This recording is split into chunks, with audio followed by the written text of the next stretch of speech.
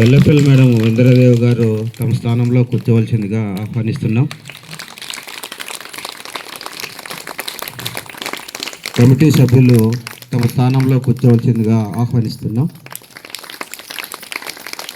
Next social sir తమ స్థానంలో కూర్చోవలసిందిగా ఆహ్వానిస్తున్నాం.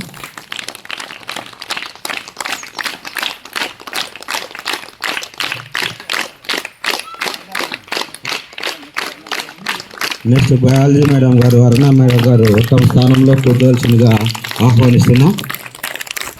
మిగిలిన ఉపాధ్యాయులు కూడా తమ స్థానంలో కూర్చోవలసిందిగా ఆహ్వానిస్తున్నాం.